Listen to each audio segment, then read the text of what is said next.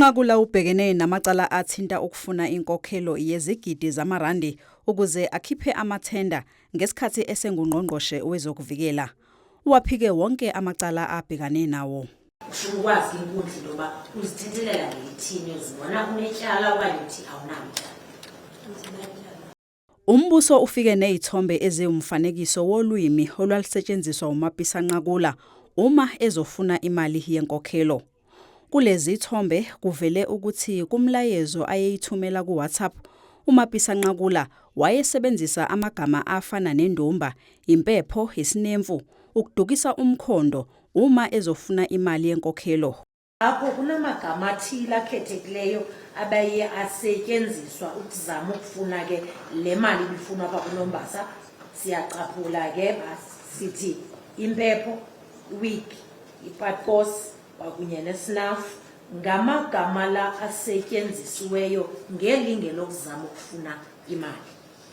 uMapisa Nqakula kusolwa ukuthi wathola imali engango 2.5 million kuNombasa Ndlovu nowabe engumqondisi wenkampani uMkhombe Marine neyathola ithenda emnyangweni wezokuvikela ngesikhathi uMapisa Nqakula esengungqongqoshe. Ukuphikile ukuthi wathola inkokhelo kuNombasa kodwa ke umbuso uthi uNombasa wayefika emzini kaMapisa Nqakula ezoletha le mali. KuWhatsApp kuvela ukuthi uMapisa Nqakula wayedukisa umkhondo ngokuthi unomlayezo obuya kwabaphansi uma ecela uNombasa ukuthi eze kwakhe. Inyanga kaSeptember unyaka ka2018 umangalelwa uye wacela uNombasa lo into yokuba kamndwendwele kwakhe. Phansi ke into engathi xa eyibiza athi unomyalezo osuka kwabaphansi okanye kwezinyanya. Inkantolo ke ibe isibiza ufakazi wokuqala kuleli cala uJenene uBantu Holomisa nowabe eyingxenye yekomiti elibhekele ezokuvikela ePhalamende ngesikhathi uNosiviwe eMapisa Nqakula esengungqongqoshe.